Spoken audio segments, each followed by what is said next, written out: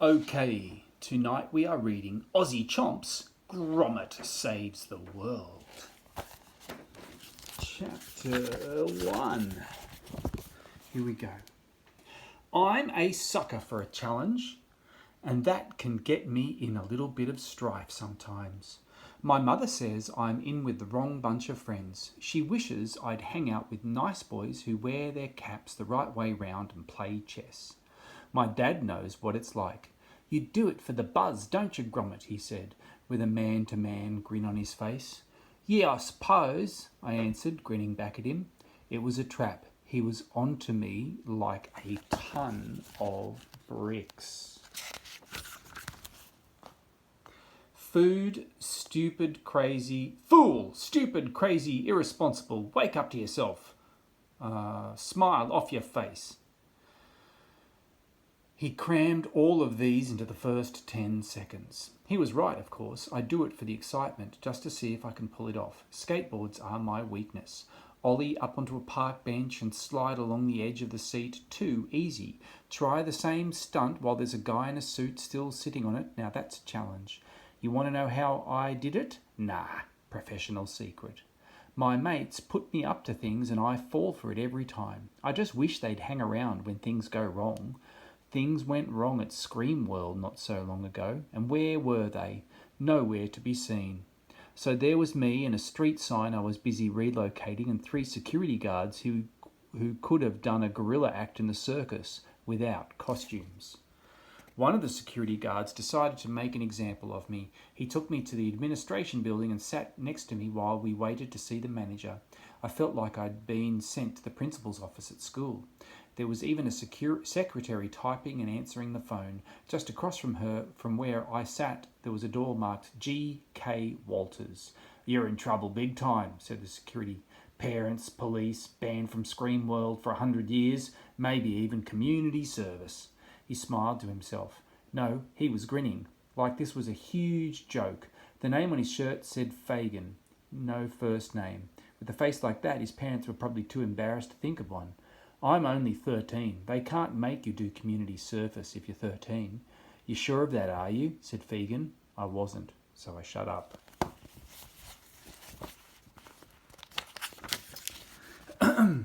From behind the manager's door, I could hear shouting. Something about admission prices, I think. Then the door flew open and a man stormed out, with a face that said he'd just lost an argument.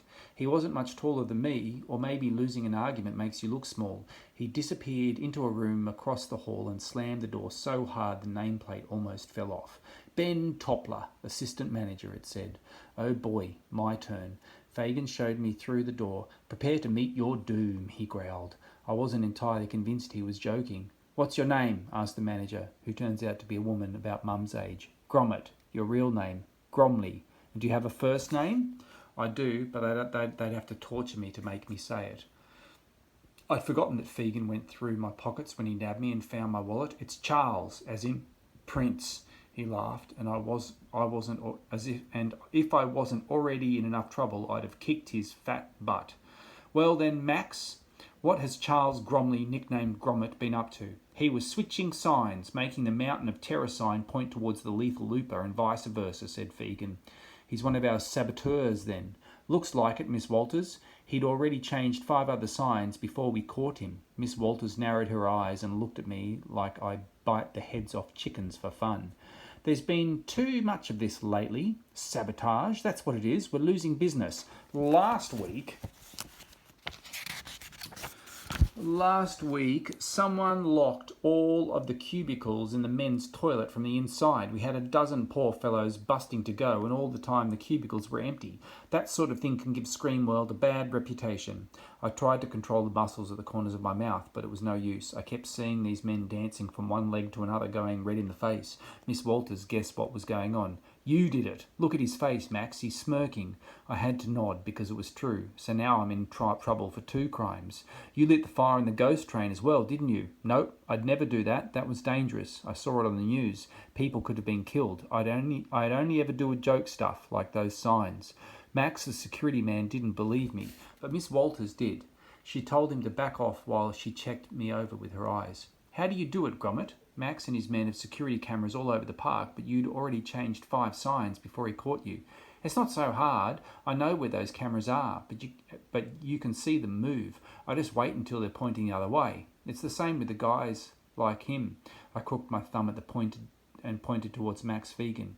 Who was brewing up the dirtiest look I'd seen on a human being. They're easy to spot because of the uniforms. Suddenly, Max didn't look quite so angry. In fact, he was smirking. Why is that? I wondered. Then it hit me. Of course, there are a few plainclothes guys as well, but they all stand out like a pimple on the end of your nose. My mates and I play a game picking them out. Too easy.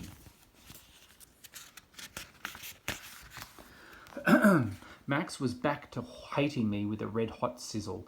Will I call the police now, Miss Walters? She had gone back to sit behind her desk. This time she was thinking hard and staring at me. No, I have a better idea. She leaned forward, resting her elbows on the desk. Grommet, how would you like to be an undercover agent?